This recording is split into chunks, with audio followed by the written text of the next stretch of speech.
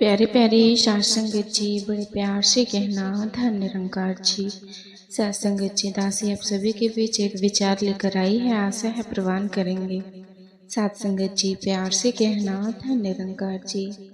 साथ संगत जी, तो साथ संगत जी, आज का विषय है साथ संगत, आत्मा की 16 कलाएं क्या है साथ संगत। मनुष्य जीवन का आध्यात्मिक रहस्य के बारे में आज साथ संगत हम विचार करेंगे साथ संगत। तो साथ संगत जी, चलिए वीडियो की शुरुआत करते हैं साथ संगत। और साथ संगत जी, आप सभी ऐसे ही हमारे वीडियो के लास्ट तक बने रहिएगा साथ संगत। साथ संगत जी, प्यार से कहना धन निरंकार जी। साथ संगत जी, आत्मा की 16 कलाएं हैं। जब साथ संगत जी हम आत्मा की बात करते हैं तो साथ संगत जी हम उस चेतना की बात करते हैं जो इस शरीर को जीवित रखती है। शरीर बदलता है, वायु बदलती है, परिस्थितियां बदलती है, लेकिन आत्मा का अस्तित्व बना रहता है साथ संगत। महात्मा बताते हैं कि मनुष्य केवल शरीर नहीं बल्कि वो आत्मा है।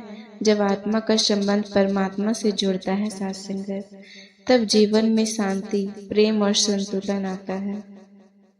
आज हम आत्मा की उन गुणों और कलाओं पर विचार करेंगे जो मनुष्य को श्रेष्ठ माना जाता है साथ संगत। जब मनुष्य को ब्रह्म ज्ञान प्राप्त होता है, तब साथ संगत जी उसके जीवन का अंधकार दूर होने लगता है। ज्ञान केवल पुस्तकों से नहीं बल्कि अनुभव से आता है साथ संगत।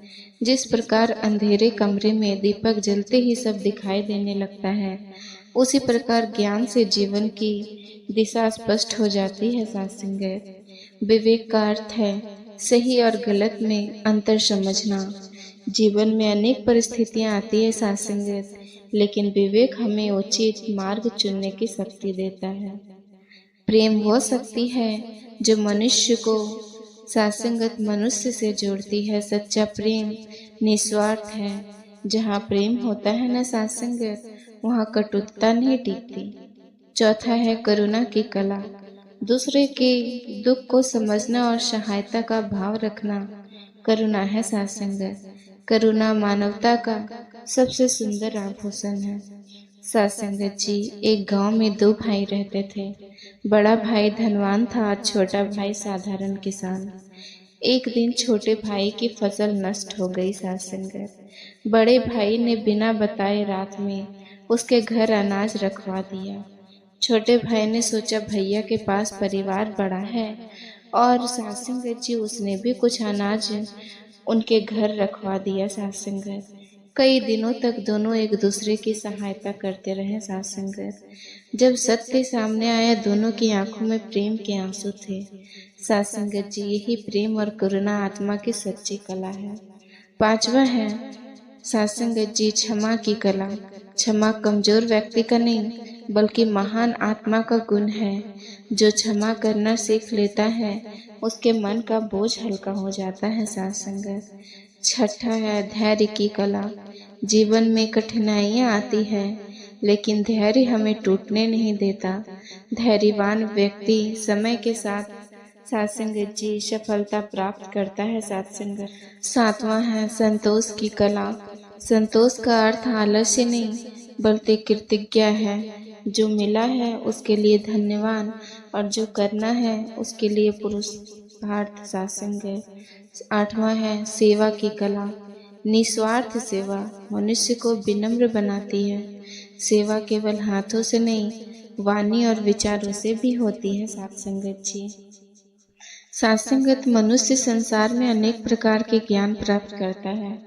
वो धन कमाता है, प्रतिष्ठा पाता है, संबंध बनाता है, लेकिन यदि साथ संगत वो अपने वास्तविक स्वरूप को नहीं पहचानता तो जीवन अधूरा रह जाता है। महात्मा बार बार समझाते हैं कि साथ संगत मनुष्य शरीर नहीं बल्कि आत्मा है। शरीर नश्वर है, आत्मा अमर है। जब तक मनुष्य स्वयं को केवल शरीर मानता है, तब तक वह सुख दुख, मान अपमान, लाभ हानि में उलझा रहता है। लेकिन जिस दिन उसे अपने आत्म स्वरूप का ज्ञान हो जाता है, उसी दिन उसके जीवन की दिशा बदलने लगती है साथ संगत। आत्मा परमात्मा का अंश है। जैसे सूर्य से निकलने वाली किरण सूर्य का ही प्रकाश होती है, उसी प्रकार आत्मा की परमात्मा की ज्योति है। साथ संगत, महात्मा कहते हैं अपने भीतर बसे उस परम प्रकाश को पहचानो, क्योंकि वही जीवन का वास्तविक सत्य है। आत्मा क्या है? साथ संगत, ये शरीर मिट्टी से बना है और एक दिन मिट्टी में मिल जाएगा, लेकिन जो इस शरीर को चला रही है, वो सोचती है, अनुभव करती है और चेतना देती है, वही आत्मा है। साथ संगत, यदि आत्मा शरीर से निकल जाए तो ये शरीर कुछ भी नहीं कर सकता, आंखें होते हुए भी नहीं देख सकता, कान होते हुए भी नहीं सुन सकता। इसीलिए साथ संगत, शक्ति शरीर में नहीं आत्मा में है। साथ संगत, ज्ञान मनुष्य के जीवन का दीपक है, अज्ञान अंधकार है और ज्ञान प्रकाश है। साथ संगत, ब्रह्म ज्ञान के बिना मनुष्य जीवन के वास्तविक उद्देश्य को नहीं समझ पाता। वो संसार की वस्तुओं में सुख खोजता रहता है, लेकिन सच्ची सत्संगत जी शक्ति नहीं मिलती। सत्संगत, जब सद्गुरु की कृपा से ब्रह्म ज्ञान प्राप्त होता है, तब मनुष्य समझता है कि परमात्मा दूर नहीं बल्कि हर स्थान पर विद्यमान है। ज्ञान से सत्संगत बदल जाता है। पहले जहाँ शत्रु दिखाई देता था, वहाँ अब मानवता दिखाई देती है। पहले जहाँ भेदभाव दिखाई देता था, वहाँ अब एकता दिखाई देती है। ज्ञान मनुष्य को विनम्र बनाता है। एक व्यक्ति रात के समय अपने घर की चाबी खोज रहा था। वो सड़क के नीचे लगी रोशनी में चाबी ढूंढ रहा था।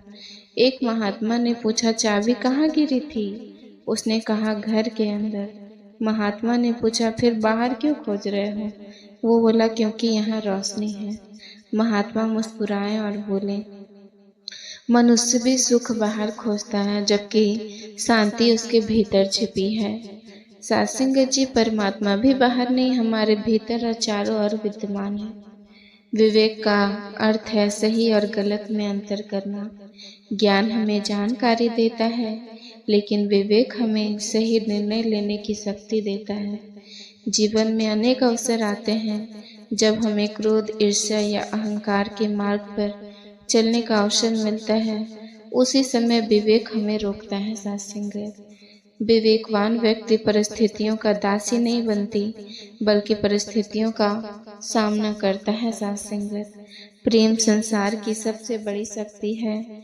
जहाँ प्रेम होता है, वहाँ दूरी समाप्त हो जाती है। प्रेम जोड़ता है, घृणा तोड़ती है। सच्चा प्रेम सत्संगत स्वार्थ रहित होता है। यदि प्रेम में अपेक्षा है तो वह व्यापार है, यदि प्रेम में समर्पण है तो वह अध्यात्म है। परमात्मा प्रेम का सागर है।